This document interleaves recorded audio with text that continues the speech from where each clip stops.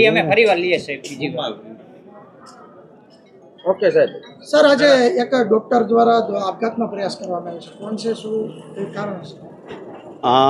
આજે સવારે અમને જાણ થઈ એ બાબતની કે અમારા એક રેસિડન્ટ ડૉક્ટર્સ પાલીતાણાની કોઈ હોટલમાં સવારે જ્યારે એના માણસો હોય એને દરવાજો ખોલ્યો ચેકઆઉટ કરવા માટે, ત્યારે એમને મોઢામાંથી ફીણ નીકળતા હતા એટલે એમણે તરત 108 બોલાવી અને 108 બોલાવીને માનસિંહજી હોસ્પિટલમાં લઈ ગયા અને ત્યાંથી 108 દ્વારા આપણી હોસ્પિટલ ખાતે લાવવામાં આવ્યા છે.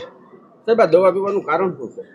અત્યારે તો કંઈ પ્રાઇમરીલી જણાતું નથી કારણ કે અત્યારે ક્રિટિકલ કન્ડિશન છે, પણ એમણે જે લખ્યું છે એમાં એવું લખ્યું છે ખાલી કે મમ્મી પપ્પા હું તમને બહુ પ્રેમ કરું છું, તમે મને ડૉક્ટર બનાવવા માટે સારી મહેનત કરી, તમે મારી સાથે છો ને હું તમારી સાથે છું, આઈ લવ યુ મમ્મી પપ્પા, આવું એટલું લખ્યું છે. સાહેબ, એવું જાણવા મળ્યું છે કે ડૉક્ટરોનો અંદરનો ઝઘડો છે એના માટે દવા પીધી છે? ના એવું એટલા માટે ન કહી શકાય કારણ આજથી 3 મહિના પહેલાં એટલે મે મહિનામાં પણ આ જે ડૉક્ટર મિત્ર હતા એ બાઇક લઈને ગયા હતા, ત્યાં આગળ પાલીતાણા પણ બાઇક લઈને ગયા હતા, સોમનાથ પણ બાઇક લઈને પહોંચી ગયા હતા. સાંજે 6 વાગ્યા પછી એમનો ફોન ટ્રેસ નહોતો થતો એટલે પછી મિત્રોએ પોલીસ ઇન્ફોર્મ પણ કરેલું મે મહિનામાં. એટલે કરવા ગયા હતા ત્યારે એવું કીધું હતું કે ભાઈ 24 કલાકમાં જો ન મળે તો આપણે આગળ પ્રોસેસ કરશું, પણ 24 કલાકમાં પાછા આવી ગયા હતા. એમના પેરેન્ટ્સ એમને આવી અને અઠવાડિયા માટે પાછા ઘરે લઈ ગયા હતા અને પછી સ્વસ્થ થયો એટલે પાછા આવી ગયા.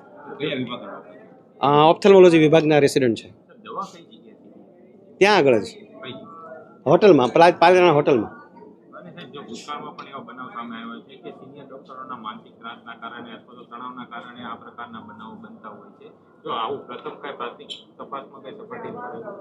જો એ જે ગઈ વખતે પણ જ્યારે મેં વાત કરી મે મહિનામાં એ ભાઈ સોમનાથ ગયા હતા અને સાંજે એનો ફોન નહોતો ઉપલબ્ધ થતો એટલે તરત જ ઇન્ફોર્મ કરેલું અને સવારે હેલ્ધી આવી ગયા હતા, અઠવાડિયું ઘરે રહીને પાછા આવ્યા અને રૂટીનલી ગઈકાલ સુધી કામ કર્યું છે.